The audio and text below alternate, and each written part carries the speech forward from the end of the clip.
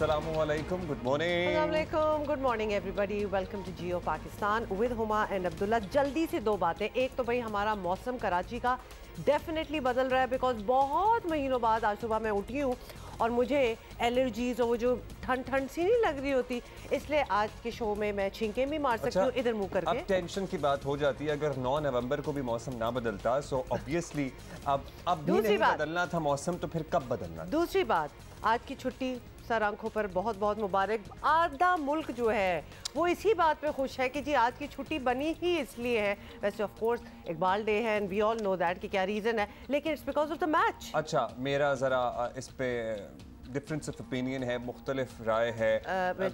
हमारे जैसी इकोनॉमीज़ में वैसे ही इजाफी छुट्टी नहीं होनी चाहिए, क्योंकि बहुत सारे कारोबारी मामलात मुश्किल में पड़ जाते हैं लोगों के लिए, प्रोडक्शन स्केड्यूल्स होते हैं etcetera etcetera.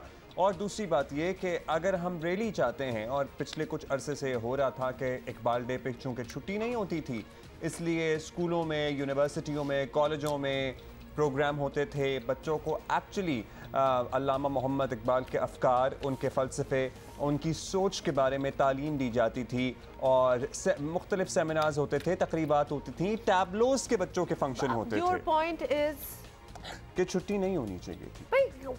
That goes without saying, मतलब हम पहले ही बात कर चुके हैं हमारी एजुकेशन। आपने अभी छुट्टी की मुबारकबाद दी है। मुबारकबाद इस बात की दी थी कि आज मैच है। पीपल 1 बजे दोपहर को मैच है, by the way. People who were not going to be able to watch it, people who go to work, फिर भी देख लेते सारे, आपको पता है ना। अब्दुल्ला, इतनी सीरियसनेस में ना जो कि नहीं होनी चाहिए। हाँ भाई, पता है नहीं होनी चाहिए। आधी छुट्टियां जो होती हैं मुल्क में वो नहीं होनी चाहिए, बिकॉज आधी तो एहतजाज और इस वजह से हो जाती हैं।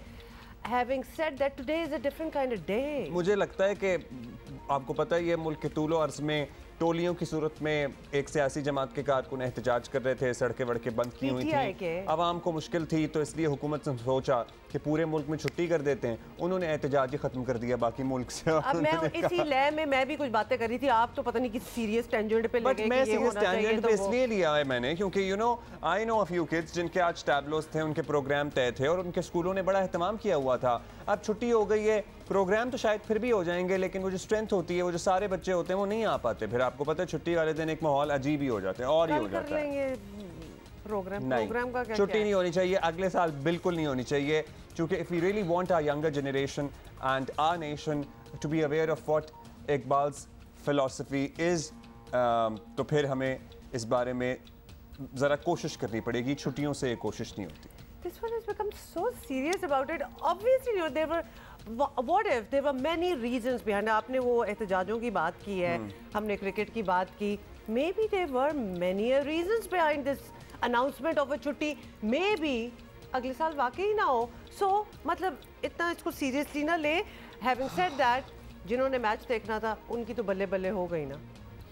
1 बजे मैच है, ये भी है 1 बजे मैच है पूरे मुल्क में, हम इधर and we are certainly looking forward to it. और मुझे तो अभी से एंजाइटी में ना पेट दर्द शुरू हो गया, आपको पता है। नहीं, आपको इससे पहले भी पेट का दर्द, मैंने उसको लिंक्स कर दिया है मैच की एंजाइटी से। लिंकिंग्स हो गई है। अच्छा जी, मैच की चूंकि बात हो रही है तो मैच की बात करेंगे और फैसला कुन घड़ी आ गई है जी। पाकिस्तान और न्यूजीलैंड आज T20 वर्ल्ड कप के पहले सेमीफाइनल में आमने सामने आ रहे हैं और सारी कौम की नजरें, दुआएं, मतलब कि यू नेम इट, चिल्ले काटे जा रहे हैं कि ये मैच। अच्छा, मुझे लगता है कि इसके कॉन्ट्ररी चिल्ले क्या काटे जा रहे हैं, मतलब हम सुप्रीमली कॉन्फिडेंट, जिसे एट टाइम्स ओवर कॉन्फिडेंस से भी इबारत किया जा सकता है। इस मैच को लेके किसी को कोई टेंशन ही नहीं है। मतलब everybody has made up their mind कि जब फाइनल में पहुंचेंगे तो क्या होगा। मतलब ये मैच हमने अपनी नजरों से खेल के जीत के आगे बढ़ गए हैं, है ना? ऐसा है ना?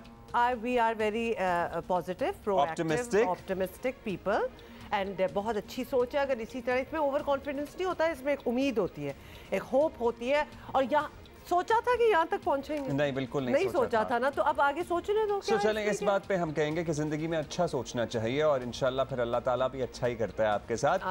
और पाकिस्तान का पेस अटैक आपको बताइए हमारी ताकत है, और न्यूजीलैंड को भी अपने तजर्बे पर भरोसा तो है, और अच्छा बुरा खेलते हुए भी किस्मत ने हमें सेमीफाइनल में वही है ना कि पहुंचा दिया है। और सभी जानते हैं कि टूर्नामेंट के इब्तदाई मैचेस में हमने किस तरह की कारकर्दगी का मुजाहरा किया, और इस T20 वर्ल्ड कप में पाकिस्तान के अब तक के सफ़र को 1992 के वर्ल्ड कप से कंपेयर किया जा रहा है, बिल्कुल वैसे ही गिरते पड़ते। वैसे मुझे लगता है कि हर टूर्नामेंट में जब हम आगे पहुंच जाते हैं ना तो 1992 याद आ जाता है लोगों को। मुझे 1992 के कुछ एस्पेक्ट्स तो बड़े अच्छे हैं और कुछ एस्पेक्ट्स हमें इतने भी अच्छे नहीं लगते, क्योंकि रेपरकशंस बड़े होते हैं ना। कहाँ 92 की बात हो रही है, हम 2022 में बैठे हैं और रेपरकशंस देखें आज तक चल रहे हैं। So I am not too sure about that. Having said that, हमारी जो सलाहियतें होंगी, आपको पता ही है हमारी टीम के जो प्लेयर्स हैं, जो उनकी स्ट्रेंथ्स हैं, उसके मुताबिक ही परफॉर्मेंस होगी। बिल्कुल। So that is how it is for any team. और न्यूजीलैंड जी, आपको पता ही है कि वो भी खेलने ही आ रहे हैं नेचुरली, वो भी सेमीफाइनल में पहुंचे हैं, कोशिश तो उनकी भी होगी। एक्चुअली ये कंपैरिजन एक और भी है ना कि वही न्यूजीलैंड हमारे सामने भी है। मैच का रिजल्ट भी 92 जैसा आ जाए तो सर्टनली मजा आ जाए। सेमीफाइनल की हम बात कर रहे हैं, फैजान लाखानी हमारे साथ मौजूद हैं। अच्छा जी फैजान, एक तो बताइएगा वो तमाम पाकिस्तानी जो वापस आ गए, बाज़ दोस्तों को तो मैं जानता हूँ जो ऑस्ट्रेलिया से अभी वापस आए हैं और उन्हें पता नहीं था, अंदाजा नहीं था कि सेमीफाइनल तक पाकिस्तान पहुँच जाएगा, लेकिन बहुत से वो होंगे जिन्होंने इरादा नहीं किया होगा, टिकटें नहीं ली होंगी, होटल नहीं बुक कराए होंगे, वो सारा क्या केओस है इस वक्त? देखिए बहुत सारे लोगों के साथ यहाँ पे इस तरह के इश्यूज हुए जिस तरह के आप इश्यूज बता रहे हैं, और इनफैक्ट मैं एक ग्रुप ऑफ पाकिस्तानी फैंस को जानता हूँ जो यहाँ एयरपोर्ट से वापस आए। वो यहाँ से चेकआउट कर चुके थे, अपने अमेरिका से आए थे, वो वापस जाने की तैयारियों पे थे, एयरपोर्ट पहुंच चुके थे, बट जैसे ही उनको पता चला कि नीदरलैंड हार गया है और पाकिस्तान बांग्लादेश के खिलाफ अच्छी पोजीशन में आ चुका था, तो वापस अपनी फ्लाइट्स कैंसिल की, उन्होंने अपना सामान वापस दिया और वापस होटल्स की तरफ आ गए। यहाँ पे जैसे ही पाकिस्तान ने क्वालिफाई किया, एक और सूरत हाल यहाँ पाकिस्तानी फैंस के साथ बन गई थी कि कुछ लोगों ने अपने टिकट्स रीसेल कर दी थी। लोगों ने सिडनी और एडिलेड के सेमीफाइनल्स के लिए टिकट्स तो बुक की थी, बट टिकट रीसेल कर दी थी क्योंकि उनको उम्मीद ना थी कि शायद पाकिस्तान सेमीफाइनल तक आ जाएगा। और फिर जब वो पाकिस्तान सेमीफाइनल पे आया तो वो लोग फिर बड़े घबराए फिर रहे थे और दोबारा टिकट्स के लिए यहाँ पर मारे फिर रहे थे, बड़ा स्ट्रगल करते रहे। होटल्स के यहाँ पे अचानक रेट्स बढ़ गए, फ्लाइट्स के रेट्स बढ़ गए, क्योंकि जैसे जैसे वक्त करीब आता है, आखिरी मोमेंट तक किसी को नहीं पता था कि पाकिस्तान सेमीफाइनल में पहुंचेगा, और अगर पहुंचेगा तो एडिलेड खेलेगा या सिडनी खेलेगा। तो आखिरी लम्हात तक लोग ये बुकिंग ना कर पाए कि उन्हें सिडनी के होटल्स बुक कराने हैं या एडिलेड के होटल्स बुक कराने, तो उसकी वजह से भी कई मुकामात पर लोगों को एडिशनल चार्जेस देने पड़े। लेकिन पाकिस्तान टीम की सपोर्ट है और टीम को सपोर्ट करनी, तो फिर ये सारी चीजें क्या देखना है। वैसे भी हम अक्सर कहते हैं कि it is very difficult task to support Pakistan team, लेकिन जो पाकिस्तान टीम के सपोर्टर्स हैं उनके लिए फिर ये छोटे मोटे हार्ट अटैक से कुछ कोई चीजें नहीं है ये। यानी स्पेक्टेटर्स जो बड़ी दूर दूर से आए हैं, आप कह रहे हैं अमेरिका से भी आए हुए हैं लोग, तो बड़ा एडवेंचरस किस्म का ये world cup it is turning out to be for the team and for the supporters as well. अच्छा ये बताएं, आज के लिए क्या तैयारी है पाकिस्तानी टीम की? कल तक हमें ये पता था कि वो जो एक प्रैक्टिस सेशंस होते हैं उससे ब्रेक ली हुई थी टीम ने, लेकिन बाबर आजम प्रैक्टिस कर रहे थे, कुछ ऐसा ही है? So they are ready for the task. ऐसा ही है हुमा, बिल्कुल ऐसा ही है कि टीम ने कल प्रैक्टिस नहीं की, इनफैक्ट कल टीम ने रिलैक्स किया और कुछ सेशंस ऐसे किए जिससे वो मजीद ज़हनी तौर पर रिलैक्स हो सके। ये एक स्ट्रेटजी का हिस्सा बन चुका है टीम का। टीम की कोशिश ये होती है कि वो मैच डे से पहले फ्रेश होकर मैच के लिए मैदान में उतरे। आपको याद होगा कि साउथ अफ्रीका वाले मैच में पाकिस्तान टीम ने उससे एक रोज पहले प्रैक्टिस नहीं की थी, तो ये मैथ्यू हेडन ने भी ये इस बात पर बड़ा एम्फसाइज कर दिया कि जब मैच के लिए मैदान में टीम उतरे तो पूरा एक फ्रेश सोच के साथ टीम मैदान में उतरे। तो यही पाकिस्तान का अब लग रहा है कि स्ट्रेटजी के मैच से पहले जितनी तैयारियां करनी है वो कर ले और आखिरी 24 घंटे उसमें अपने आप को अनविंड करे, उसमें अपने आप को जहनी तौर पर इतना रिलैक्स कर दे कि मैच में तमाम प्रेशर से आजाद होकर, किसी फटीग के बगैर, किसी एग्जॉस्ट हुए बगैर वो मैच में उतरे, ताकि एक फ्रेश माइंडसेट के साथ टीम मैदान में खेले। तो बाबर आजम ऑफ कोर्स है, क्योंकि वो स्ट्रगल कर रहे हैं अपनी फॉर्म के साथ, उनको वो मिडल नहीं कर पा रहे सही तरह बॉल को, तो वो उसके लिए काफी देर प्रैक्टिस करते रहे। और ऑफ कोर्स बाबर आजम जितने बड़े प्लेयर हैं उनके लिए एक इनिंग, एक अच्छा शॉट ही काफी होगा, जरूरी होगा कि उसके बाद वो दोबारा अपनी फॉर्म बहाल कर ले। ये चंद फेलियर्स की एक जो सिलसिला चल पड़ा है उससे बाबर आजम की क्लास कोई फर्क नहीं पड़ सकता। वैसे बाबर के बारे में ये कहना चाहूंगा, बहुत से हमारे क्रिकेट फैंस हैं, प्यार मोहब्बत में बातें कर जाते हैं कि भाई बाबर जल्दी आउट हो जाए तो फिर बाकी लोगों को खेलने का। भाई Babar is a world class player and there is no doubt about it. Babar कभी ना कभी जरूर चलेंगे, इंशाल्लाह इसमें भी चल सकते हैं, क्या ही बात हो के अदरवाइज किसी और अगले टूर्नामेंट में भी चल सकते हैं। so there is no doubt कि बाबर में कोई टैलेंट की कमी है या उनमें क्लास की कमी है। हेयर फैंस का ये चलता रहता है, एक दिन तारीफ करते हैं, एक दिन तो विराट कोहली इस टूर्नामेंट से पहले स्ट्रगल करते आ रहे थे, बट इस टूर्नामेंट में आके उनकी क्लास वापस आ गई। बड़े प्लेयर्स बड़े टूर्नामेंट्स में करते हैं, बड़े मैचेस में करते हैं। तो अच्छा, मगर बाबर के वन डाउन आने पे भी काफी मीम्स बने और बाबर के ओपन करने में काफी बात हो रही थी। आई गेस बाबर ओपन ही करेंगे आज भी रिजवान के साथ। अब तक यही इम्कानात और इत्तलात यही है कि बाबर और रिजवान की जो ओपनिंग पेयर है वो बरकरार ही रहेगा। और ऑफ कोर्स अब पाकिस्तान टीम एक कॉम्बिनेशन बन चुका है। अब यहाँ पर आके कॉम्बिनेशन को छेड़ना मिड टूर्नामेंट या एक सेमीफाइनल के स्टेज पर आके कॉम्बिनेशन को छेड़ना मुनासिब नहीं लगता। तो पाकिस्तान मोस्ट लाइकली उसी कॉम्बिनेशन के साथ जाएगा जिस कॉम्बिनेशन से आखिरी 2 मैचेस में पाकिस्तान ने कामयाबी हासिल की। राइट, बल्कि लॉजिकल बात भी यही होगी। जी बिल्कुल, कल हमारे एक्सपर्ट्स ऑन आवर शो भी यही कह रहे थे कि it is perhaps too late to change that setting. अच्छा, let's talk about the other side. मतलब हमने तो कल रिलैक्सेशन का एक दिन गुजारा एक्सेप्ट फॉर बाबर, और स्ट्रेटजी भी ये है। न्यूजीलैंड भी रिलैक्सेशन में ही चल रहा है या उन्होंने अपनी भरपूर तैयारियां पकड़ी हुई हैं? देखिए, न्यूजीलैंड ने तो काफी भरपूर प्रैक्टिस सेशन कल किया था। अनलाइक पाकिस्तान की टीम तो आराम को, रिलैक्स होने को तरजीह देता, बट न्यूजीलैंड का सेशन काफी देर तक जारी रहा था। उसमें ऑफ कोर्स न्यूजीलैंड को इस चीज का पता है कि पाकिस्तान एक टफ टीम है और उससे नंबर आजमा होने के लिए उनको काफी मेहनत करना पड़ेगी। आसान टीम नहीं होगी पाकिस्तान। हालांकि अगर हम रिकॉर्ड्स की बात करें तो वर्ल्ड कप के सेमीफाइनल्स में पाकिस्तान का रिकॉर्ड न्यूजीलैंड के अगेंस्ट बड़ा अच्छा है। चाहे T20 20 ओवर्स का वर्ल्ड कप हो, चाहे 50 ओवर्स का वर्ल्ड कप हो। हाँ, 2 मरतबा आईसीसी चैंपियंस ट्रॉफी 2009 और 2000 कीनिया में जो आईसीसी नॉकआउट टूर्नामेंट था उसके सेमीफाइनल्स में पाकिस्तान ने को न्यूजीलैंड ने शिकस्त दी थी। उसके अलावा जो मजीद 6 और सेमीफाइनल्स हुए किसी भी टूर्नामेंट के, उसमें पाकिस्तान कामयाब रहा है अगेंस्ट न्यूजीलैंड। और 6-2 का रेशियो है पाकिस्तान का इन टूर्नामेंट सेमीफाइनल्स। तो ये एज ऑफ कोर्स पाकिस्तान को होगा। और जिस तरह आपने अपने इंट्रो में बात की, 92 में भी सेमीफाइनल में पाकिस्तान ही न्यूजीलैंड को शिकस्त देकर आगे आया था। इस बार भी वही सूरत हाल लगती आ रही है। इससे पहले 2007 का जो T20 वर्ल्ड कप, जिसका पहला T20 वर्ल्ड कप था जिसका फाइनल पाकिस्तान इंडिया हुआ था, उसमें भी पाकिस्तान न्यूजीलैंड को देकर आगे आया, शिकस्त देकर आगे आया था। तो पाकिस्तान के लिए ओवरऑल ये कहे कि स्टैटिस्टिक वाइज एक अच्छी सूरत हाल भी यहाँ पाकिस्तान के लिए। बट इंशाल्लाह हिस्ट्री में repeat itself till the point कि हम वर्ल्ड कप जीत जाएं। उसके बाद हम नहीं चाहते कि हिस्ट्री अपने आप को दोबारा दोहराए, लेकिन ये ज़रूर हम आपसे जानना चाहते हैं कि मौसम की कंडीशंस क्या कह रही हैं आज। अब it's going to be a clear day today. देखिए, मैं इस वक्त सिडनी क्रिकेट ग्राउंड के बाहर खड़ा हूँ। सूरज बिल्कुल ऊपर है, तो एक बड़ा ब्राइट सनी डे है आज यहाँ सिडनी में। तो कोई इम्कान नहीं है मैच मुतासर होने का। और यकीनी तौर पर पूरे 40 ओवर्स का आज यहाँ पर मैच होगा। मेलबर्न में ऑफ कोर्स अगले 4-5-6 दिन जब फाइनल्स भी जब शेड्यूल है यहाँ 13 नवंबर को, तो बारिश के इम्कान है। बट सिडनी में आज बिल्कुल मौसम सेट है, बेहतर मौसम है, एक आइडियल मौसम है। सूरज निकला पड़ा है और अच्छी क्रिकेट होगी। बहुत शुक्रिया आपका Faizan, thank you so much. Enjoy Sydney and enjoy the match और मेक श्योर कि हम जीते। आपकी रिस्पॉन्सिबिलिटी है। ये भी बड़ा अच्छा होता है ना, घर में भी जब बहुत से लोग बैठ के देख रहे हो तो फिर किसी मतलब लिटरली बाथरूम ब्रेक के लिए भी किसी को जाना हो तो दूसरे को रिस्पॉन्सिबल बना के जाते हैं कि देखना कोई आउट ना हो।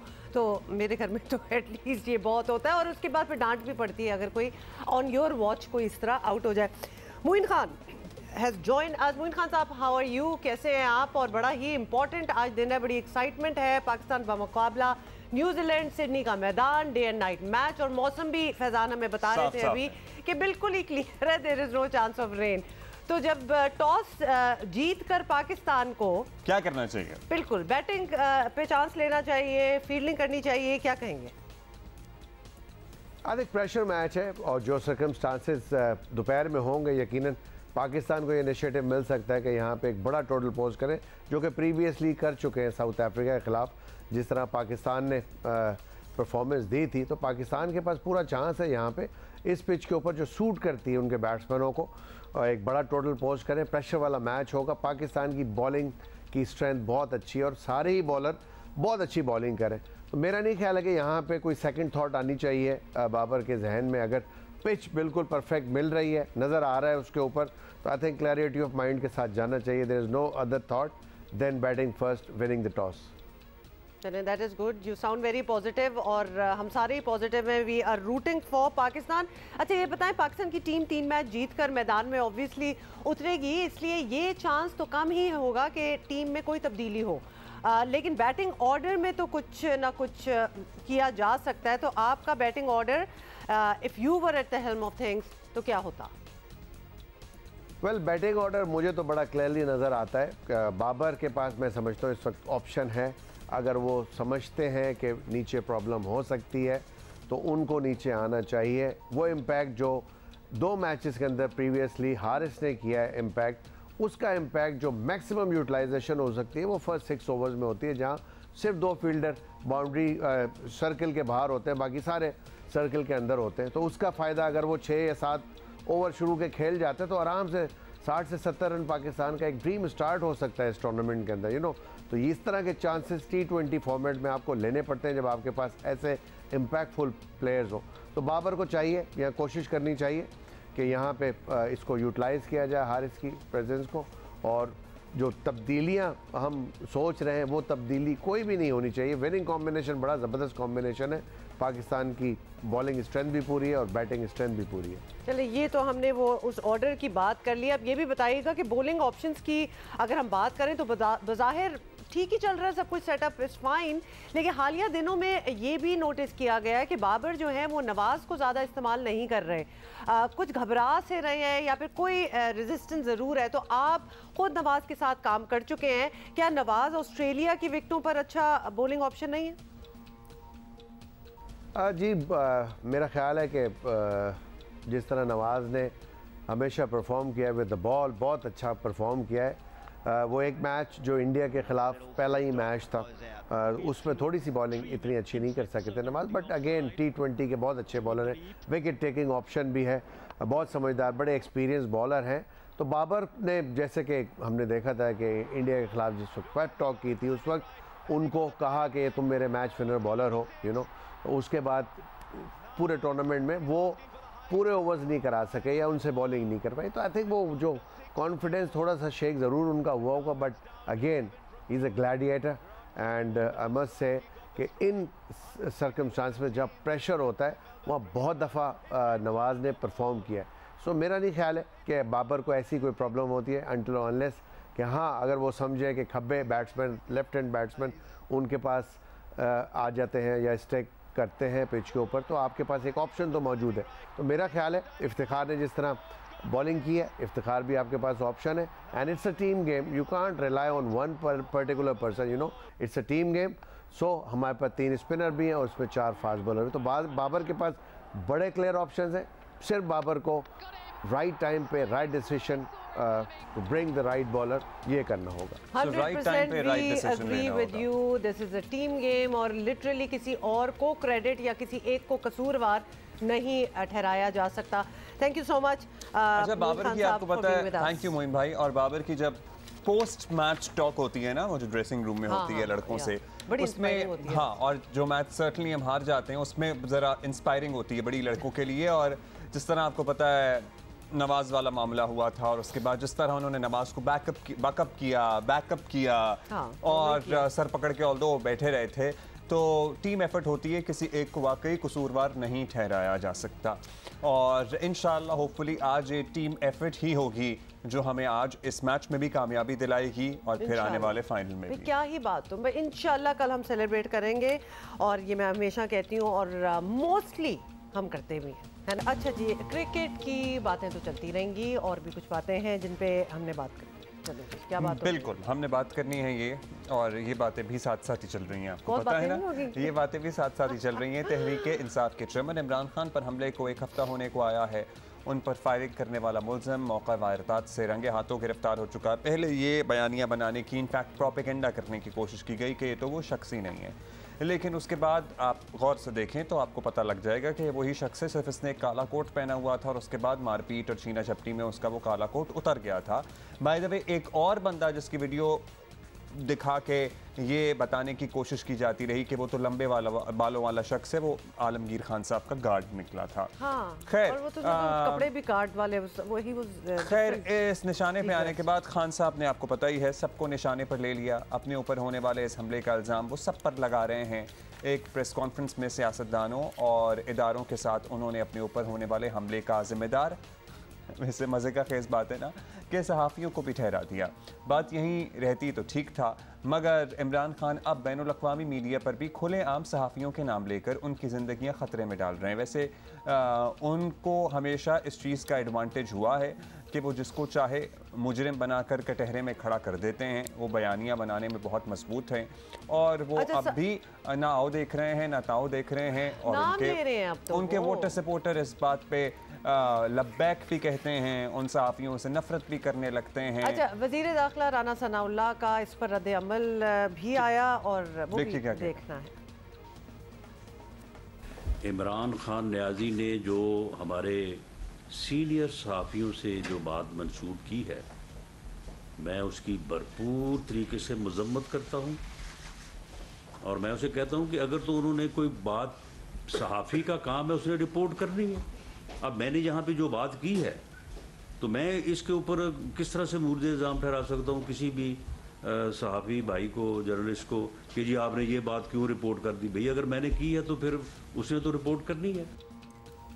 अच्छा, भाई अपने वजीर आला से पूछे ना कि वो मुजरिम का बयान हलफी कैसे आउट हुआ। वो सहाफ़ियों को पहुंचा तो सहाफ़ियों ने तो दिखाना है, या टीवी चैनल्स ने तो चलाना है, या सहाफ़ियों ने तो अपने ट्विटर हैंडल्स पे उसको अपलोड करना है। मतलब how difficult is it to understand. आप सही कह रहे हैं, क्योंकि खान साहब को खुद सोचना चाहिए था कि मरकजी मुजरिम का बयान अगर सोशल मीडिया पे आया है तो ये उनकी हुकूमत की नाअहली है ना। ये पंजाब में सब कुछ हो रहा है, बजाय इसके कि वो अपने लोगों की सरजनिश करते उल्टा बैनुल अक़वामी मीडिया के सामने उन सहाफ़ियों के नाम लेकर उनकी ज़िंदगियां जो हैं वो दाव पर लगा दी हैं। और हमारी फ़िज़ा आपने देखी है, एटमॉस्फेयर पाकिस्तान में देखा है कि अगर आप किसी की हाँ में हाँ भी ना मिलाओ तो इस पे भी मरने मारने को तुल जाते हैं। तो इस सिचुएशन में आप नाम लेके बात कर रहे हैं। और दूसरा ये कि पाकिस्तान में भी कोई अपनी मर्जी के अलावा किसी सहाफ़ी को आप इंटरव्यू दे दिया करें। मतलब बैनुल अक़वामी से हर किसी से बातें हो रही है, यहाँ आपने हैंड पिक किया हुआ है कि लिटरली 2 या मैक्सिमम 4 लोगों को आप इंटरव्यू देंगे।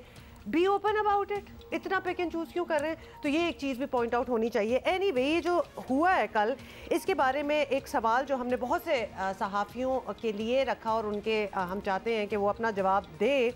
तो सवाल जी हमारा ये था कि इमरान खान ने सिर्फ प्रेस कॉन्फ्रेंस में ही नहीं, CNN के इंटरव्यू में भी सहाफ़ियों का नाम लेकर इल्ज़ाम तराशी की है और वज़ीराबाद वाक़े से जुड़ने के ख़तरनाक बात भी की है, और जिससे किसी की जान को ख़तरा भी हो सकता है। और ये एग्जैजरेटेड बात नहीं है, हो सकता है। तो जब क्या उनके वोटर सपोर्टर अपनी जान की परवाह ना करते हुए मतलब खंभों पे चढ़ रहे हैं तो वो किसी की जान की क्या परवाह करेंगे? हाँ, तो सवाल बेसिकली ये है कि क्या साबिक वज़ीर आज़म के इस अमल को जस्टिफाई किया जा सकता है या नहीं। और सबसे पहले हमें जवाब दे रही हैं आसमा शराजी। जी बिल्कुल जस्टिफाई नहीं किया जा सकता जो स्टेटमेंट इमरान खान साहब ने दिया है। इसका सिर्फ एक ही बात है जो कि कहनी चाहिए कि मैसेंजर जो है उसको उन्होंने टारगेट किया है। जो मैसेज है, जो कल्प्रेट है, जो एक मुलजिम पकड़ा गया है, उसकी पूरी स्टोरी को या उस पूरे नैरेटिव का इल्ज़ाम जो है सिर्फ और सिर्फ सहाफ़ियों के ऊपर लगा दिया गया है। तो मेरा ख्याल है कि ये जो हम कहते हैं कि विक्टिम को ब्लेम नहीं करना चाहिए, जिसके ऊपर हम बिल्कुल अपनी जगह पे कायम रहते हैं सहाफ़ी, लेकिन दूसरी तरफ अगर जो विक्टिम है वो ब्लेम कर दे सहाफ़ियों को हर चीज़ का, तो मेरा ख्याल है कि ये एक बड़ा संजीदा मामला है। और इसका मकसद सिर्फ और सिर्फ जो है उस पूरे सारे मामले के अंदर एविडेंस को की ज़िम्मेदारी सहाफ़ियों पे डाल के, उस पूरे मामले की ज़िम्मेदारी सहाफ़ियों पे डाल के उनको वल्नरेबल करना है, ताकि उनकी ज़िंदगियाँ जो है वो भी टारगेट के ऊपर हो जाए और उनको आइडेंटिफाई किया जाए, उनको मिलाइन कर दिया जाए और ये समझा जाए कि इस पूरे वाक़े का ज़िम्मेदार जो है वो कोई वो शख्स नहीं था, वो मुलजिम नहीं था, बल्कि वो सहाफ़ी थे जिन्होंने वो वीडियो जो है वो ट्वीट कर दी। तो मेरा नहीं ख्याल कि ये बात काबिल सताइश हो सकती है किसी भी सूरत। बहुत अच्छा आसमा शराजी, बहुत बहुत शुक्रिया, आपने अपना ओपिनियन दिए। And can we just point out here, हर जगह इन्होंने, बल्कि CNN की इंटरव्यू की चूँकि हम बात कर रहे हैं, तो खान साहब का ये भी कहना है कि जी मुझे पता था, मुझे पहले ही पता चल गया था कि वज़ीराबाद में मेरे ऊपर ये कातिलाना हमला हो सकता है। अगर आपको पहले ही पता था तो ना आपने अपने लिए कोई प्रोटेक्टिव शील्ड बनाई, और जो सैकड़ों लोग जो आपके इर्द गिर्द होते हैं आपने उनकी भी ज़िंदगी दाव पे लगा ली। If you had intelligence that something like this is going to happen.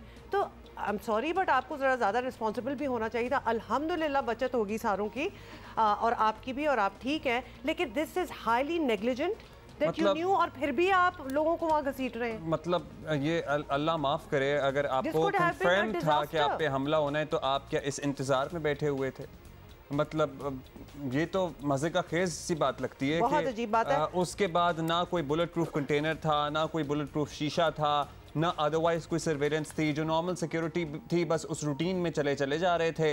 खैर अब तमाम इंतजाम किए जा रहे हैं एंड जब दोबारा ये लॉन्ग मार्च रिज्यूम होगा उसके लिए काफ़ी तैयारी की गई है. एक दफ़ा हम दोबारा रिपीट कर दें कि खान साहब ने जर्नलिस्ट का, सहाफ़ियों का नाम लेकर ऑब्वियसली उनकी जानें भी ख़तरे में डाली हैं. तो क्या ये अमल उनका जस्टिफाई हो सकता है कि नहीं? मज़हर अब्बास साहब हमारे साथ हैं. उनकी सबसे बड़ी जमात है. अगर उनका लीडर इस तरह की कोई गुफ्तगू करेगा और इस तरह के रिमार्क्स आएंगे और इस तरह की बात आएगी, तो वो ना चाहते हुए भी उनका कोई भी फॉलोअर इसके ऊपर कोई रद्द-ए-अमल कर सकता है. हमने ये 2013 में भी देखा था कि जब उन्होंने इस तरह के इल्ज़ामात और इस तरह का एक्यूजेशन की थी, उसमें जियो पर भी इल्ज़ाम लगाया था. उसका नतीजा फिर हमने क्या देखा कि जब उनका लॉन्ग मार्च हुआ उस वक्त 2013 में, तो जियो पे टारगेट किया गया, जियो की DSNG पर अटैक हुआ, जियो के बहुत से रिपोर्टर्स जो वहाँ कवरेज कर रहे थे, ख़वातीन रिपोर्टर्स भी, उनको भी निशाना बनाया गया. अब वो कोई इमरान खान की डायरेक्शन पे नहीं हुआ था, लेकिन क्योंकि इमरान खान ने इस तरह की गुफ्तगू की तो उसके रिएक्शन में लोगों ने, कोई भी पार्टी का लीडर हो, वो जब इस तरह की बात करेगा, स्टेज से पब्लिकली बात करेगा, तो उसके फॉलोअर्स उसको उसी पर रिएक्ट करेंगे. और ये जो चीज़ है, जैसे वकार सत्ती का उन्होंने नाम लिया, हामिद मीर का नाम लिया, अब इस तरीके से या सलीम साफ़वी का, आसमा शिराजी का, जब आप इस तरह नेम ड्रॉपिंग करते हैं तो उसके, और फिर इस खतरनाक कॉन्टेक्स्ट में करते हैं, तो उसके नताइज जो है वो बहुत खतरनाक होते हैं. उसके नताइज बहुत खतरनाक हो सकते हैं. अच्छा, कुछ और ओपिनियंस भी हम लेना चाहते हैं, बिकॉज ये बहुत ही सीरियस किस्म का मामला है कि जिस जगह से आप थोड़ी सी प्रोटेक्शन, आप मतलब एक दुनिया देखी है जिस तरह की वो रिमाइंड भी करते रहते हैं, उसके बाद एक मुल्क चलाया है, तो कुछ तो इदराक होना चाहिए ना कि क्या चीज़ें लिटरली जानलेवा हो सकती हैं नाम लेने पर भी, और तब भी आप नाम लिए जा रहे हैं. तो लिहाजा आपकी इंटेंशन क्या है? ये सवाल हम और भी पूछेंगे दोबारा. कुछ और जर्नलिस्ट भी हमें ज्वाइन करेंगे कि इस पॉलिसी को रिव्यू करें खान साहब. मतलब ठीक है, आपको कोई इन्फॉर्मेशन दे रहा है, आपके पास कोई सबूत नहीं है, और कोई आपको बात समझा सके कि सर ये वीडियो तो सभी को आई थी, वो सभी ने ट्वीट की, इस वीडियो को ट्वीट करने में, इस साजिश में कैसे मुलव्वस हो गए ये लोग? मतलब ये तो इतनी मुश्किल नहीं है बात समझना. तो खान साहब, हम आपसे गुजारिश ये करेंगे कि आप इस पर कुछ गौर करें और इसको रिव्यू करें. अच्छा जी, we are going to be आज छुट्टी है और खाना कौन बनाएगा? जी नहीं, अबाउट माय फेवरेट टॉपिक जो कि खाना ही था, but you spoiled what I was going to say. तो मेरा छुट्टी भी है और खाना हम तो बिल्कुल नहीं बनाएंगे. ये वो वाली छुट्टी है जिसमें हमें खाने हैं, बनाए कोई और. तो we are very lucky to have somebody जो एटलीस्ट हमें गाइड जरूर कर सकती हैं. क्या ख्याल है? और अब पता है क्या, एक रुझान आ रहा है, या people are trying to make things easy and simple, कि आप कम वक्त में कुछ स्टेप्स कम करके भी एक बेहतरीन खाना बना सकते हैं अपने लिए, अपने प्यारों के लिए. That is very true. और आज मौका भी ऐसा है कि आपको पता है कि सारे तो मैच देख ही रहे होंगे, तो कुछ खाने शाने पेश भी करने पड़ेंगे. इजी फिंगर फूड चलेगा आज. तो लिहाजा इस पर भी हम बात करेंगे. हमारे साथ बहुत ही इमेजिनेटिव, सेलिब्रेटेड हम कहेंगे शेफ भी हैं और ऑथर भी हैं, जिनकी अभी लेटेस्ट एक कुक बुक जो है that has come out. Shazia Zubairi is with us. Thank you so much Shazia for being with us. और आपने एक Pakistani food in the form of fusion किताब लिखा है. Tell us about your journey. और जिस तरह आप अभी हमें ब्रेक में बता रही थी कि ये किताब इटसेल्फ इज़ अ जर्नी. या it is a journey, because जैसे मैं जब फर्स्ट टाइम अमेरिका में आई तो I was very inspired with this multicultural society जो अमेरिका की है, जहाँ पे आपको you can interact with different diverse group. और वहाँ पे जब मैं गई तो वहाँ पे मैं एक्सपीरियंस करती थी restaurants, museums, park, farmer markets भी होती हैं वहाँ पे. तो उसी प्रोसेस में I learn about fusion cooking, जहाँ पे मैं एक्सपीरियंस करती थी, एक्सपेरिमेंट करती थी विद डिफरेंट इंटरनेशनल कुजीन. और फिर उसी प्रोसेस में मैंने अपना I develop my own passion where, जहाँ पे मैं रेसिपी क्रिएट करती थी, और रेसिपी जब क्रिएट करती थी वहाँ पे मैं अपना पाकिस्तानी थीम जो थी वो उसको सेंटर में रखती थी, एंड वो adopting other international influence to create a culinary melting pot. अच्छा एक बताएं, चूँकि आपके ज़्यादा टाइम वहीं गुजरता है, आप you have just you know travelling from states, क्या पाकिस्तानियों के पैलेट जो हैं, हमारे टेस्ट बर्ड्स जो हैं, वो उसी तरह डाइवर्स और खुले हुए हैं जिस तरह बाहर के मुल्कों में, या फिर हम लिमिटेड चीज़ें खाते पीते हैं? मतलब यू आर आस्किंग वहाँ अमेरिका में? जी कंपैरिजन आपसे मांग रही हूँ। डेफिनेटली, बिकॉज ऑब्वियसली आप खुद देखिए ना, आपके जो बच्चे हैं जब वो वहाँ पे, उनका तो इंटरेक्शन है, उनकी तो इतनी स्ट्रॉन्ग रूट्स नहीं है पाकिस्तान से, और वो तो वही, तो वो उनका मतलब जब वो स्कूल जाते हैं, वो अपनी फ्रेंड्स से मिलते हैं, तो ऑब्वियसली वो सारे जो एलिमेंट हैं और फैक्टर्स हैं वो इम्पैक्ट करते हैं, तो वो फिर वो मतलब डिमांड करते हैं कि वी वांट टाकोस और पास्ता और पिज़्ज़ा और बर्गर्स थोड़ा, और उनका वो इतना ज़्यादा मतलब थोड़ा माइल्ड उनको चाहिए होता है, इतना रिच स्पाइसेस भी नहीं चाहिए था। और सेकंड ये भी है कि अमेरिका की जो लाइफ स्टाइल और पाकिस्तान की लाइफ स्टाइल में बहुत डिफरेंस है। आप सारा दिन किचन में नहीं गुजार सकते ना सारी रात हांडी है। वहाँ की तो लाइफ ऐसी है कि the moment you wake up you get step in on treadmill. वहाँ पे तो आपने सारी, you have to be very mindful about life. अच्छा शाज़ा साहिबा, आप ज़ाहिर है बड़े अरसे से आप मूव हुई और वहाँ पे या आपने फैमिली रेस की, तो ये किताब लिखने का ख्याल कब आया और कैसे आया? या फिर इर्द गिर्द दोस्त कहते थे, या आप जब दावतें करती थी कि भाई शाज़िया तुम तो बड़े यूनिक खाने बनाती हो, you should you know do something about it, क्या कुछ ऐसा ही हुआ? फर्स्ट ऑफ ऑल तो मैं पहले जब ये काम करने से पहले I was a food blogger, and और not only food blogger, different subjects पे मैं लिखती भी थी, लेकिन कुकिंग में ये था कि मैं I was very confident about, because I was trusted my culinary skills. तो फिर वही सोच के मैंने कहा why not, I should do something, and जहाँ पे मैं अपनी यूनिकनेस दिखाऊँ और मैं अपना ये काम करूँ। और वो कॉन्फिडेंस भी शायद अपने आप में तो होता है, लेकिन लोगों से भी आता है ना कि एक कम्युनिटी में एक कोई आदमी या औरत मशहूर हो जाता है कि भाई उसके घर जाएंगे ना तो बेहतरीन खाना मिलेगा। But I don't care about that, because for me, for my own confidence, how I feel about by myself, क्योंकि मेरा हमेशा से ये रहा है कि I just want to be like just be myself, you know, like rather than just दूसरे factors आप पे impact करें ना, तो ये मेरी बहुत I don't know, तो इसमें आपकी दो पैशंस जो हैं वो कंबाइन हो गए। एक तो you like to write as you were telling us, writing and reading books. अच्छा राइट भी हो गया और कुकिंग तो आप कर ही रही हैं, तो दोनों चीज़ें कंबाइन हो गई। अब बताएं, जो लोग आपकी किताब लेंगे और जो पढ़ेंगे, what will they find out in your book? They find number of things. First of all, they will find a global experience. Okay. कि मतलब how like the world is evolving around food. अब आजकल जो food है is not very simple. It requires scientific knowledge. True. Like there is an in-depth, comprehensive detail, and also there you need to mention about the relationship between the ingredients, and at the same time your recipe should be unique. Because obviously, because अब जैसे मुझे भी लोग अक्सर ये कहते हैं कि भाई अब कुक बुक लेने की ज़रूरत क्या है, सारी रेसिपीज़ तो यूट्यूब में मिल रही हैं। तो मैं कहती हूँ no, it's not like that, because जो बुक्स होती हैं उसमें जो रेसिपीज़ होती हैं वो यूनिक होती हैं, वो डिफरेंट होती हैं, वो आप नहीं यूट्यूब में कॉपी कर सकते, वो प्लेजराइज हो जाएगा। तो यू नो ये सारी चीज़ें हैं, और हर बुक की ना एक थीम होती है। This is very important to explain to the people. मेरी थीम तो of course you will enjoy Pakistani spices, fusion recipes में। लाइक फॉर एग्जांपल, जब मैं अमेरिकन लोगों से वहाँ पे बात करती हूँ तो you know like first thing दे मुझसे आस्क मी कि कांग्रेचुलेशन, फिर उसके बाद वो मुझे कहते हैं what's the theme about your book. तो मुझे इतना अच्छा लगता है कि वो मुझसे इंटरेस्टेड है मेरी थीम के बारे में। फिर मैं बोलना शुरू करती हूँ पाकिस्तान के बारे में, उनकी स्पाइसेस, ये वो सारा कुछ, तो मुझे इतनी अपॉर्चुनिटी मिलती है बोलने के लिए ना। अब जैसे फॉर एग्जांपल, अब मेरी सारी फ्रेंड्स को पता है कि भाई मैंने एक पाकिस्तानी थीम पे एक किताब लिखी है। अब क्या हुआ, जैसे ही सबको मेरी फ्रेंड्स को पता चला कि मैं I am coming to Pakistan, तो उन्होंने तो first thing they asked me please get some spices for me, even though वो अलाउड नहीं है लेके जाना, लेकिन मुझे इतना पॉजिटिव लाइक फीलिंग हुई, इतना मैंने अच्छा फील किया। आपकी फेवरेट रेसिपी क्या है जो आपने इस बुक में? मेरी तो सारी रेसिपी फेवरेट है। मेरे बच्चों की पूछे, हाँ बच्चों की मीट लोफ बहुत पसंद है, क्योंकि ऑब्वियसली वो अपने अमेरिकन फ्रेंड्स वगैरह के पास प्रसाद एंजॉय जाते हैं तो एक दिन घर पे आए, मामा we love the meat, why don't you make it yourself? मैंने कहा व्हाई नॉट।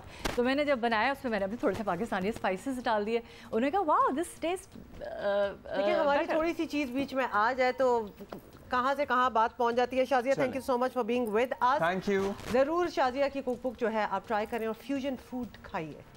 जबरदस्त। सबने तैयारी कर ली है कि किचन विचन के काम, अदरवाइज घर के कोई काम, बच्चों को सेटल करना, का हर काम साइड पे रख दें। वैसे भी आज छुट्टी है, पब्लिक हॉलिडे है, तो लिहाजा कोई काम तो वैसे ही नहीं हो सकता। आपको नहीं पता, बच्चे पब्लिक हॉलिडे हो या ना हो, छुट्टी वाले दिन वैसे ही सर पे उठ के बैठ जाते हैं। Hi my sorry about that, मतलब I wouldn't know that anyway, but having said that आज सिर्फ है क्रिकेट का दिन और कुछ नहीं हो सकता, तो हम भी यही करेंगे। अच्छा, मैच देखने वाले शायकीन हैं, उनकी भी अलग तैयारी होती है। सो आपने क्या पहन के जाना है, किस तरह के मैच जो देखने एक्चुअली जा रहे हैं शायकीन, पाकिस्तानी फैंस, टीवी के सामने कुछ भी पहन लो। नहीं, उनकी आप सोचिए, अगर आपने कभी एक्सपीरियंस किया हो तो आप पूरा सोचते हैं इस बारे में कि what are you gonna wear, आप अपने चेहरे पे फेस पेंट कराएंगे नहीं कराएंगे, आप साथ में एक्सेसरीज क्या लेके जाएंगे, बच्चों को टी शर्ट कहाँ से दिलाएंगे, पाकिस्तान की टीम वाली जर्सी जो होती है, और नॉट इवन गोइंग, और आपकी एक्साइटमेंट से मैं प्लान कर रही हूँ कि व्हाट वुड आई वेयर। मतलब हमारे अब्बा तो हमें बताते हैं जब पुराने ज़माने में यहाँ पे मैचेस हुआ करते थे तो कीमे वाले नान साथ ले जाया करते थे, लेकिन अब आई गेस नहीं होता सारा। अच्छा, बाय द वे पिछले अभी घंटा जो खत्म हुआ है जिसमें हम फ्यूजन फूड की बात कर रहे थे, छोड़ दो सब कुछ, एंड में हमने कीमे वाले नान पे ही आना है। कोई फ्यूजन फूड नहीं इधर खाने वाला। अच्छा जी, हमारे कॉरेस्पॉन्डेंट सिडनी में मौजूद हैं, Atiq is in Sydney waiting for us, और अतीक ऐसे ही कुछ फैंस की तैयारी हमें दिखा रहे हैं। जी अतीक, सिडनी ग्राउंड के बाहर मौजूद और पाकिस्तानी फैंस की आमद का सिलसिला जो है वो शुरू हो गया सिडनी में। हालांकि खासा वक्त है, लेकिन दूर दूर से लोग आए हुए हैं। यहाँ पे भी एक नज़र आ रहे हैं मुझे सिडनी के नन्हे मुन्ने पाकिस्तान की किट पहने। यहाँ पे अगर हर जगह नज़र दौड़ाएंगे तो आपको पाकिस्तान की ग्रीन जर्सी जो है वो नज़र आएगी, और जब ग्राउंड के अंदर होंगे तो फिर क्या होगा? जीतेगा भाई, जीतेगा पाकिस्तान, जीतेगा इंशाल्लाह इंशाल्लाह इंशाल्लाह। क्या तैयारी करके आए हैं आज, और कौन आज स्कोर करेगा? इंशाल्लाह आज मुझे लगता है बाबर आजम और रिजवान ने अच्छी पार्टनरशिप देनी है इंशाल्लाह। हाँ, मैं भी यही थिंक कर रहा हूँ, इफ्तिकार और शादाब अगर कर लेंगे और फिर सही होगा, पाकिस्तान जीत जाएगा इंशाल्लाह। पाकिस्तान जीत जाएगा। नन्हे मुन्ने बच्चों से ही बात करते हैं। जी गुड़िया, कैसे सपोर्ट करेंगे आप? चीयर करूंगी। कैसे? मैं चीखूंगी। कैसे? चीख के दिखाए ना। पाकिस्तान जिंदाबाद। पाकिस्तान जिंदाबाद। पाकिस्तान जिंदाबाद और जीतेगा पाकिस्तान। तो शायकीन की आपको नज़र आ रही होगी बहुत बड़ी तादाद यहाँ पे आहिस्ता आहिस्ता पहुँचना शुरू हो रहे हैं, और टीम होटल्स के बाहर भी बड़े फैंस की तादाद मौजूद है। वहाँ भी हम चलेंगे और वहाँ के हवाले से भी आपको अपडेट करेंगे कि फ़ैन्स जो है वो टीम को किस तरह यहाँ पर लेकर आएंगे, किस तरह वेलकम करेंगे, और जब जीत जाएंगे तो फिर शायकीन उसको किस तरीके से जो है यहाँ से मेलबर्न भेजेंगे। जी भाई, सारी तैयारी पूरी है और हमारी तैयारी भी पूरी है इंशाल्लाह। We are looking forward to this match. और हमारे साथ मौजूद हैं सिकू भाई। सिकू भाई, hello, good morning, enjoying the chhutti? नहीं, मैं भी आज सुबह से तैयार हो रहा था कि कौन से कपड़े पहनूं, क्या पहनूं, आज क्या पहनूं। आज तो सारा दिन आपने टीवी पे रहना है, कल रात से सोच रहा हूँ मैं ये कमीज पहनूं, ये कमीज पहनूं, इसलिए कि आज आपने हरा कुछ नहीं पहना। वैसे नहीं, हरा दिल बिल्कुल दिल हरा हुआ हमारा बात हमारे हरियाली है, ब्लीड ग्रीन जिसे कहते हैं ना।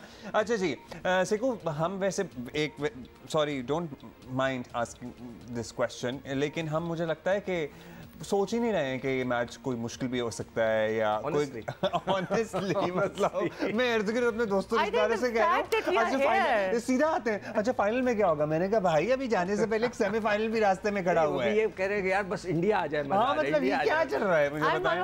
मतलब हम इस मैच को सीरियस ले ही नहीं रहे, हम कितने सुप्रीमली कॉन्फिडेंट हैं इस मैच को। एक्चुअली हमने इतनी दफा इनको हरा चुके हैं न्यूजीलैंड को, और अच्छे मौकों पे हराया है, सेमीफाइनल्स में हराया है, और अभी रिसेंटली 2 हफ्ते पहले हमने उनको मार मारी है, ट्राई सीरीज जीती है, तो we are full of confidence.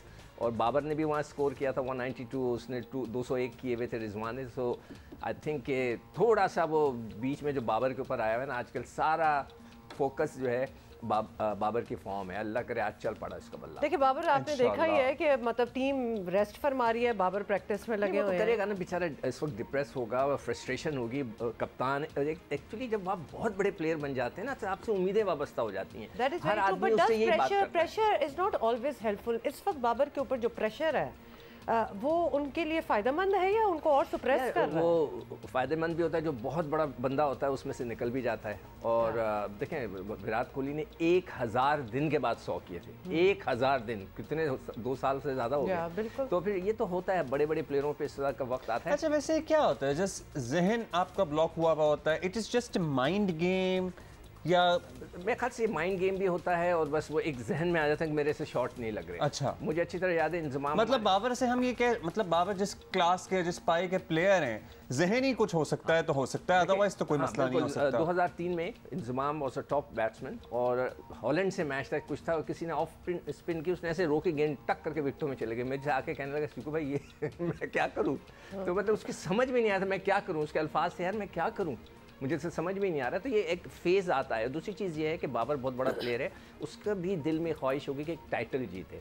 अब तक वो एज अ कैप्टन 21 का जो world cup, Who would not like that? Everybody. तो एक बहुत बड़ी एक ऑनर होता है। यूनुस खान के पास है कि वो 2009 में जीता, तो सरफराज है वो कहता है मैं चैंपियंस ट्रॉफी जीता। तो बाबर इतना बड़ा प्लेयर है कि उसको एक टाइटल तो जीतना है। मगर उसके बाद उम्र है, एज इज़ विथ हिम, तो अभी नहीं, अगली दफा सही, व्हाटएवर, मगर इंशाल्लाह। बट इंशाल्लाह इसी दफा we might have asked you this before. I guess it is too last minute to make any changes, or is it? Because बहुत से लोगों का ये भी ओपिनियन है कि भाई अब जिस तरह चल रहा है, जैसे अगर बैटिंग ऑर्डर की बात कर लें तो अब लास्ट मिनट में कोई चेंज ना करो, ओपनिंग भी अगर बाबर रजवान नहीं करनी है तो उन्हीं को करनी है, इस वक्त कोई चेंज नहीं होना चाहिए। Are you of the same opinion? बिल्कुल, मैं तो कल से ही कह रहा हूँ कि मैंने कल खानजादा के शो में भी यही बात बोली कि यार मेरा दिमाग ये कह रहा है कि उसको ओपन करा दो, मगर दिल कह रहा है करने दो इनको। लास्ट 2 मैचेस वो कंफर्ट जोन में हैं, वो करना चाहते हैं, वो समझते हैं कि ये अच्छा है, ये उनकी जहन में वो प्लानिंग चल रही है। Let them do it, don't touch them. यहाँ से कोई फ़ोन ना करे बड़ा आदमी कि भाई ये कर दो, इसको खिला दो, ना करो, कोई ना करे। लेट देम मतलब भी फ्री मेंटली तौर पे। वैसे फैसले तो उनके अपने ही होते हैं ना, होते हैं ना, मगर बड़े लोग यहाँ से फ़ोन करके इन्फ्लुएंस भी तो करते हैं ना। अच्छा। मतलब हाँ बिल्कुल हो सकता है चेयरमैन फ़ोन कर दे कि यार तुम उसको कर दो, ये कर दो, तुम ये करो, देयर इज़ अ पॉसिबिलिटी, मगर उसको उनको नहीं सुनना चाहिए। अपनी करें जिस तरह करते आ रहे हैं, सेमीफाइनल में पहुँच गए, दैट विल बी बेटर। हाँ, और मेरा ख्याल है कि अभी हम थोड़ी देर पहले फैज़ान से बात कर रहे थे, यही है कि कोई तब्दीली आज सच नहीं की जाएगी। जिस तरह रिजवान और बाबर ओपन करते हैं उसी तरह ओपन करेंगे, और उसके बाद जो हमारा विनिंग कॉम्बिनेशन एक बना हुआ है उसी को कंटिन्यू किया जाएगा, और इंशाल्लाह ये विनिंग कॉम्बिनेशन बरकरार रहेगा। अच्छा, लेकिन हम पेस अटैक की बात करें या और दीगर फैक्टर्स की बात करें तो हमें कोई एक का छोटी मोटी तब्दीली करनी चाहिए। फॉरगेट बाबर किस नंबर पे आए, किस नंबर पे आए। हमारे जो बॉलिंग, मैंने कल भी बता रहा था आप लोगों को, एक इजाफी बल्लेबाज खिलाना चाहिए हमें, नहीं जो है सही है, एज इट इज चले। देखिए हमारे जितने भी बॉलर्स हैं उनकी इकोनॉमी रेट जो है 6 और 7 के दरमियान है, व्हिच इज वेरी गुड। 2 लड़के ऐसे हैं जिनके 5 की है, एक तो नसीम शाह की और एक इफ्तिखार की, इन दोनों की 5 की है, मतलब 5 पॉइंट समथिंग, बाकी सबकी 6, विच इज़ वेरी गुड। एक लड़का है जो थोड़ा सा एक्सपेंसिव है, वो 7 पॉइंट समथिंग है, वो नवाज है। बाकी सारे लड़के बॉलिंग इकोनॉमी तो उनकी बहुत ज़बरदस्त है, मगर न्यूजीलैंड की भी है, उनके भी 3 लड़के जो है 6 पेयर हैं, तो मुकाबला दोनों तरफ से सख्त होगा। हमारी बस वो मिडिल ऑर्डर चल पड़ती है ना, वो चल पड़े, ओपनर चल पड़े। मैं आपको शर्त लगाने तैयार हूं कि we are in the finals इंशाल्लाह। देखिए विद वन मोर जो कॉन्फिडेंट है, और इस पिच पे खास तौर पे सिडनी की ये जो पिच है, इस पे क्या मैक्सिमम स्कोर होता है? 165-70 अच्छा, तो हमारी एक्सपेक्टेशंस हमने पहले बैटिंग, अगर अल्लाह करे टॉस जीत जाए, अगर हमने बैटिंग करते 160-75 बना लिया, 70 तक पहुंच गए, मैं कहता हूँ 160 तक पहुंचे, आई कैन मतलब आई एम पॉजिटिव कि हमारी बॉलिंग उनको होल्ड कर लेगी।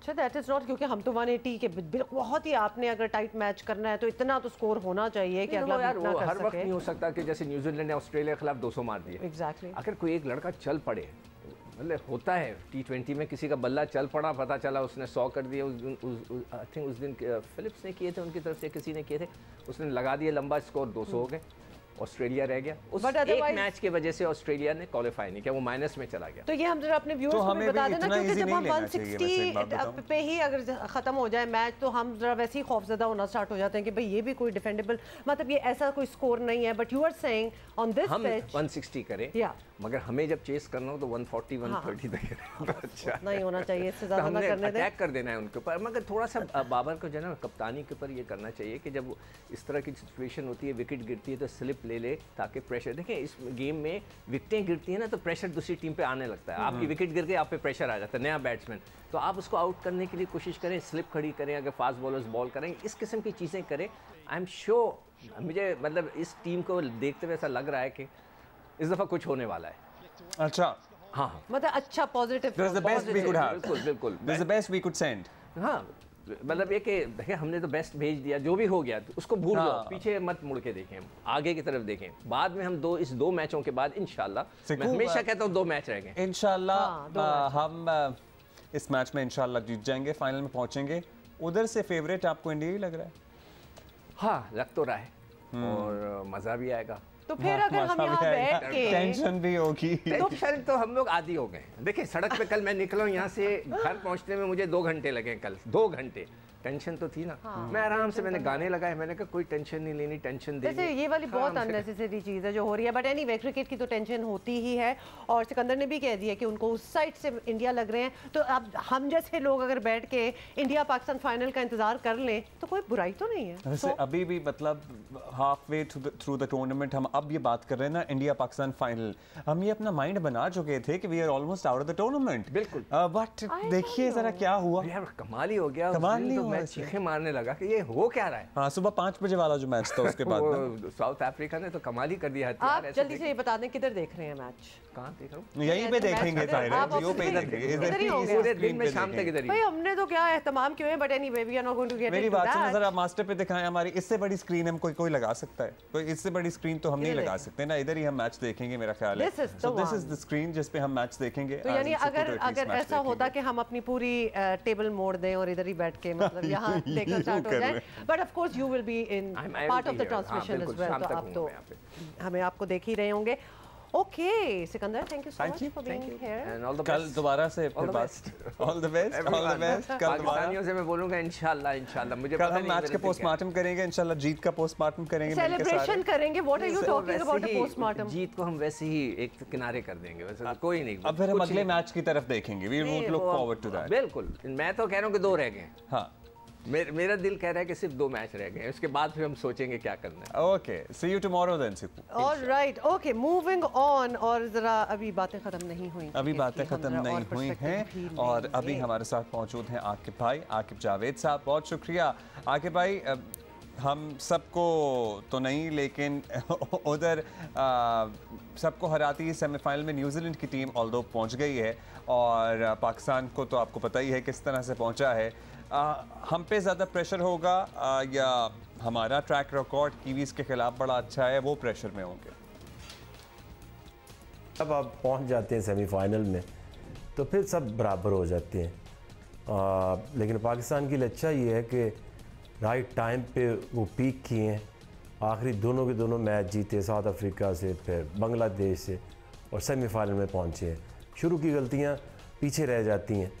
और न्यूजीलैंड अगर आप देखें तो उनकी ऐसी ही हिस्ट्री आती है कि वो हमेशा से किसी भी वर्ल्ड कप में अगर आप देखें तो वो क्रूजिंग उनका स्टार्ट होता है, और फिर वो सेमीफाइनल में अक्सर वो बाहर हो जाते हैं टूर्नामेंट से। अब डिपेंड करता है कि जो पिच है, जो ग्राउंड है, उसके मुताबिक आपकी स्ट्रेंथ और वीकनेस सामने आती हैं। सिडनी जो है ये पाकिस्तान को सूट करेगी पिच, क्योंकि ज़्यादा बाउंस नहीं है, ना ज़्यादा बॉल स्विंग होता है, तो इसलिए पाकिस्तानी बैटिंग के लिए मैं समझता हूँ कि बेहतर पिच है।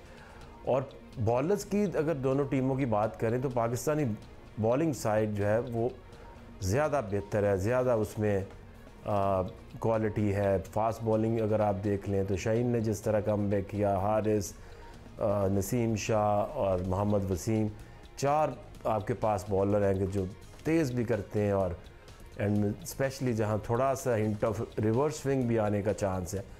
तो पाकिस्तान फेवरेट है मेरी तरफ से। तो पाकिस्तान फेवरेट है आपकी तरफ से, हमारी तरफ से ऑलवेज। तो अच्छा, लेकिन एक स्कूल ऑफ थॉट है, एक सोच ये भी चल रही है, ऑल्दो सिकंदर वक्त हमारे साथ थे अभी और वो बिल्कुल इसके हक में नहीं है, लेकिन कुछ चेंजेस होनी चाहिए और कहा यह जा रहा है कि हारिस से ओपन कराया जाए। आपका ओपिनियन जानना चाहेंगे, और क्या हारिस के साथ बाबर की जोड़ी बनाएं या रिजवान की? तो अगर ये किया, अगर ये हो तो क्या आपको क्या मैच अच्छा लगेगा ज़्यादा सेटअप? देखिए, आपने हारिस को खिलाना है, डेफिनेटली उसने जो 2 मैचों में परफॉर्मेंस दी है तो उसका बेस्ट चांस है कि वो जहां बेहतर से बेहतर खेल सके वो है दायरे के अंदर, जब सिर्फ 2 फील्डर बाहर होते हैं, अटैकिंग मूड में खेलता है, उसको ऊपर खिलाएं और जो आपका मैक्सिमम रन्स आप 60 टू इवन 70 रन्स का कोई चांस है वो सिर्फ हारिस के ओपन करने से आ सकता है। बाबर वन डाउन आ जाए और अगर हारिस जो है वो जल्दी आउट भी हो जाता है तो फिर अगेन रिजवान और बाबर मिल के एक बेहतर टोटल की तरफ जा सकते हैं। अच्छा, आज की अगर मौसम भी क्लियर बता रहे थे अभी आकिब भाई हमें, फैज़ान पिच का आपको पता ही है, पाकिस्तान अगर पहले बैटिंग करता है तो कितना टोटल हम मैच विनिंग समझें? देखिए, टॉस इम्पॉर्टेंट है, जो भी टीम टॉस जीतेगी वो पहले बैटिंग करेगी क्योंकि बाद में स्लो डाउन हो जाती है पिच। पाकिस्तान अगर पहले बैटिंग करता है तो उनको 170 प्लस 180 के पास सोचना पड़ेगा क्योंकि इस ग्राउंड में जो एवरेज स्कोर है which is very high 180 plus है। तो इसी तरह से न्यूजीलैंड भी खेलेगा तो ये वैसी पिच नहीं है कि जो 130 40 50 वाला मैच होगा, तो वो भी डेफिनेटली खेलेंगे तो वो 170 80 का टारगेट जो है वो जहन में रखेंगे। फिर पाकिस्तान के लिए मुश्किल हो सकती है कि 180 को चेज़ करना। पाकिस्तान उसी तरह से आसानी से जीतेगा जब ये पहले बैटिंग करें और बाद में टोटल को डिफेंड करें। Thank you Aqib Javed was with us. और देखिए, अल्लाह करे आज वैसे हम टॉस भी जीते, इसके लिए भी जरा दुआ कर लें सारे लोग। भाई दुआएं कर रहे हैं तो अल्लाह करे बस परफेक्शन ही हो जाए, आज सब कुछ अच्छा हो जाए और of course in the and हम जीत भी जाए और ज़बरदस्त मार्जिन से, और उसके बाद फिर हमारा फाइनल हो।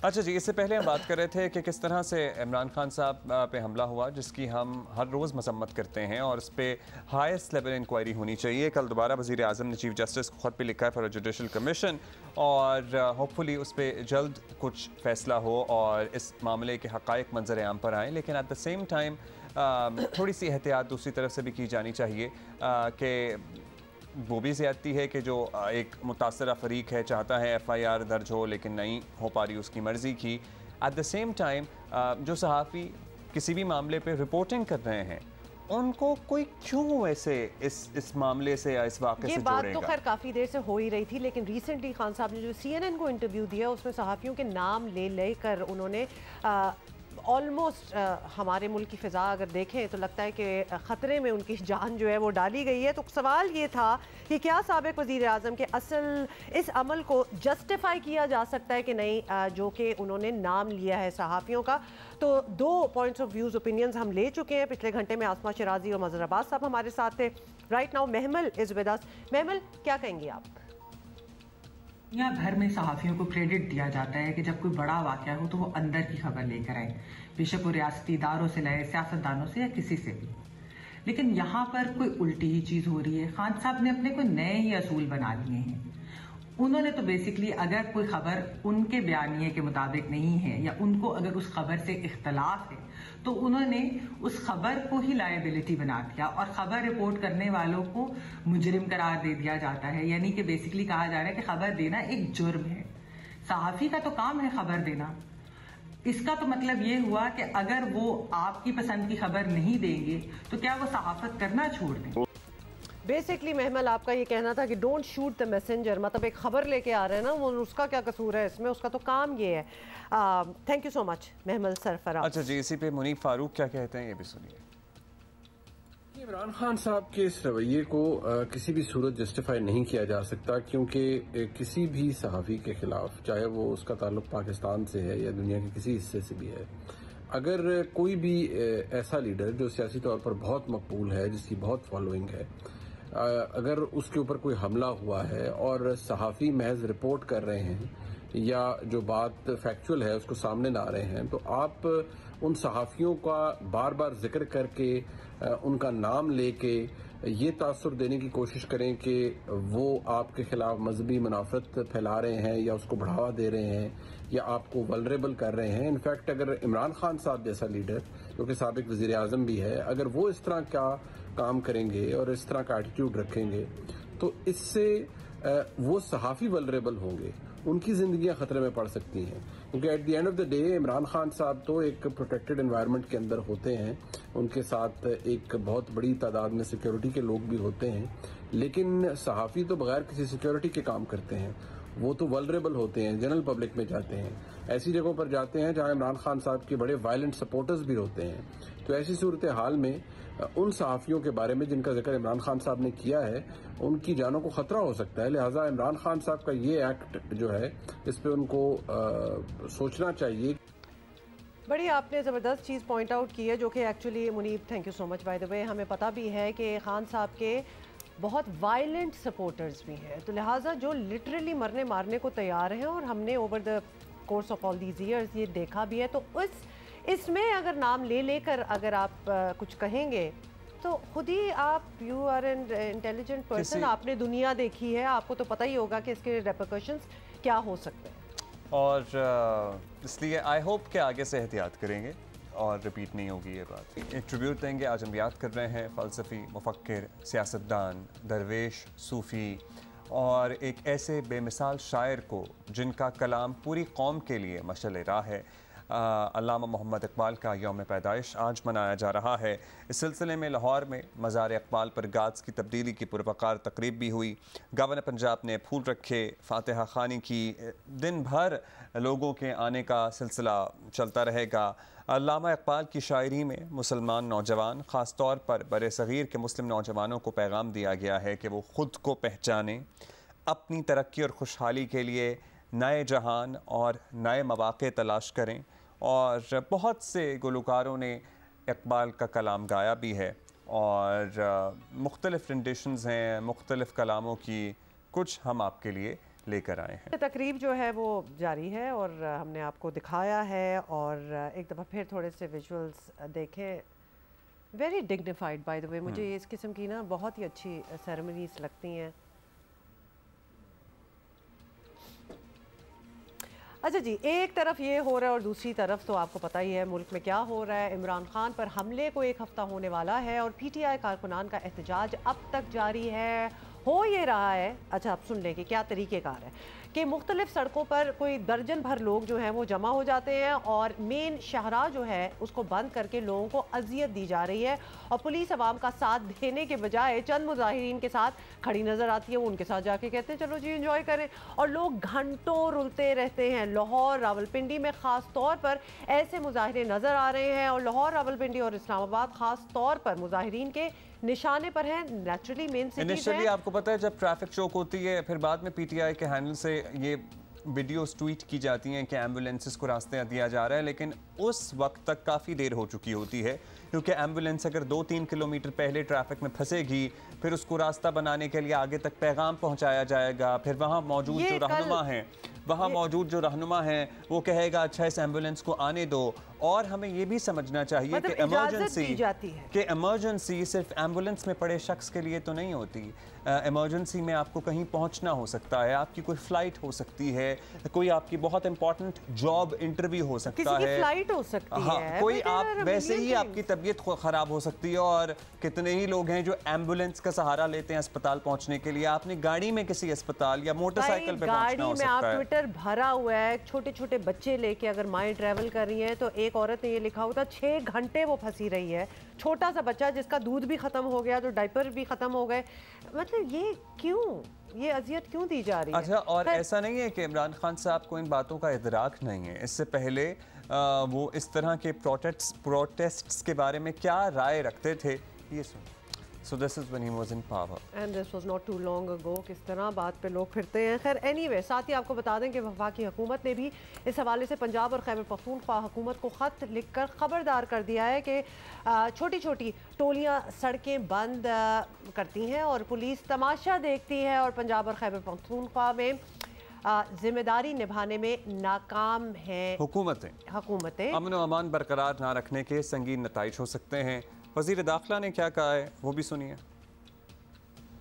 हो ये रहा है कि 10-15 लोग जो है वो वैगन में या किसी गाड़ी में आते हैं, आके उसे सड़क पे जो है वो खड़ी करते हैं, उसमें से टायर निकाल के उन टायर्स को जो है वो आग लगाते हैं और ट्रैफिक जो है वो ब्लॉक कर देते हैं। तो ये सूबाई हुकूमतें जो हैं उनकी जिम्मेदारी है कि वो आमदो रफ्त के रास्ते जो हैं उनको खुला रखें। आज फेडरल गवर्नमेंट वजारत दाखिला ने इन राइटिंग ये जिम्मेदारी सूबाई हुकूमतों को KPK और पंजाब को जो है ये याद दिलाई है और साथ उन्हें ये भी लिखा है कि आज तीसरा दिन है, लाखों नहीं करोड़ों की तादाद में लोग चंद 100 शरपसंद एहतजाजियों के एहतजाज की वजह से जो है वो ज़लील और रुस्वा हो रहे हैं। अच्छा, अब इमरान खान साहब का लॉन्ग मार्च जो है वो गालिबन जुमेरात से, या पता नहीं जुमे से कंफ्यूज हो जाता हूँ, भूल जाता हूँ, तहरीक काफ़ी बदली है उसकी, जुमेरात से शुरू होना है दोबारा। उसके लिए मरबूत एक सिक्योरिटी प्लान मुरतब किया गया है, बहुत अच्छी बात है। एक बुलेट प्रूफ कंटेनर भी होगा, शीशा वगैरह भी, रोस्ट्रम भी बुलेट प्रूफ होगा। साथ ही गवर्नर पंजाब जो हैं, और उन्होंने वैसे ये भी था कि ड्रोन्स जो हैं फ़ज़ा में उड़ेंगे सिक्योरिटी मॉनिटर करने के लिए। गवर्नर पंजाब ने इशारों के नायों में गवर्नर राज के बारे में बात की है, सो वो भी देखते हैं। गवर्नर राज जो है एक इंतहाई कदम है, और जब चीज़ें अमन अमान और मामलात हाथ से निकलते हैं तो उसकी आइन में जगह मौजूद है और उसके ऊपर वो नामुमकिनात में से नहीं होता, लेकिन जब ज़रूरत पड़ी तो तभी किया जा सकता है। वैसे ज़रूरत पड़नी नहीं चाहिए, और यू नो ये किसी के भी हक में नहीं होते ऐसे फैसले फिर अल्टीमेटली। बेशक, तो लिहाजा खैर उसकी बात भी नहीं होनी चाहिए। लेकिन अभी हम जरा सिचुएशन ऑन द ग्राउंड आपको बताना चाहते हैं। सबसे पहले रावलपिंडी चलते हैं। नौशीन यूसुफ हमारी कॉरेस्पॉन्डेंट हमारे साथ है। नौशीन, एग्जैक्टली बताइएगा कि आप किधर हैं इस वक्त, और मौसम तो हमें थोड़ा सा नजर आ रहा है आपके पीछे की बारिश भी चल रही है और एहतजाज भी चल रहा है।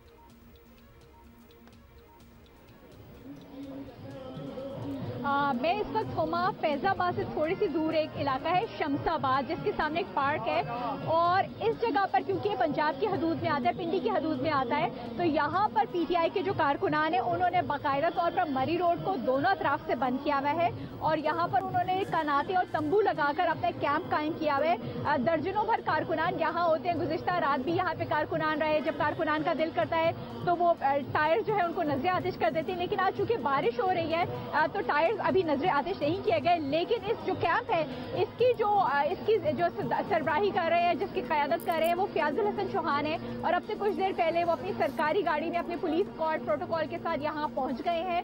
और आप देख सकते हैं कि पीछे आपको काफ़ी म्यूजिक सुनाई दे रहा होगा। कारकुनान हर थोड़ी देर उनकी म्यूजिक लगा लेते हैं, कुछ पार्टी तरानों पर रक्स करना शुरू कर देते हैं। लेकिन जो मेन बात है, इसके अतराफ में जितनी आबादी है, क्योंकि पिंडी रोड की मेन सड़क है ये, इसके अतराफ में काफ़ी आबादी है, तो उन लोगों को यहाँ से 1 किलोमीटर के बाद फैजाबाद पहुँचने में कोई टाइम नहीं लगता था। लेकिन अब चूंकि ये रोडें बंद है, तो जो लोग हैं वो सारे के सारे जो साइड पे छोटी छोटी गलियाँ हैं वहाँ से निकलते हैं, जिनकी वजह से ट्रैफिक चौक रहता है। आज तो क्योंकि छुट्टी है तो इस तरह हमें ट्रैफिक नहीं नजर आ रही, लेकिन जो रूटीन के दिन है, और यहाँ पे करीब में हॉस्पिटल है, Benazir Bhutto hospital, cardiology hospital, urology hospital, तो जितने हॉस्पिटल है छोटे छोटे, साथ में प्राइवेट हॉस्पिटल्स भी हैं, तो वहाँ से जो निकलने वाले मरीज हैं उनको इस इलाके को पार करने में बहुत दुश्वारी। और गुज़िश्ता रोज हमने देखा भी था कि एक छोटी सी बच्ची भी हमें मिली थी, उसके पैर में चोट लगी थी, बड़ी मुश्किल से लिम्प करते हुए गुजरी, क्योंकि वो यहाँ से उसको गाड़ी नहीं गुजरने दी थी, वो पैदल गुजर कर गई। तो इस वक्त ये सूरत हाल है कि पिंडी जो है मेन मरी रोड जो है, पिंडी का जो मरकज है, उसी को ब्लॉक किया हुआ PTI के कारकुनान ने रात के टाइम। अच्छा, 8-10 कल जो था ना नौशीन, ये खबरें थी कि भाई बाकी सारे शहरों में एहतजाज खत्म हो जाए। वैसे तो ज़्यादातर एहतजाज लाहौर, पिंडी और इधर ही हो रहा था, तो क्या बाकी शहरों और इस्लामाबाद तक महदूद रखें? इस्लामाबाद की हदूद में दाखिल होंगे तो सर्टनली इन एहतजाजियों से निपटा जाएगा। तो वो खबर फिर क्या गलत थी कि खान साहब ने कॉल ऑफ कर दिया है एहतजाज, यानी कि पिंडी में बदस्तूर एहतजाज उसी तरह जारी है?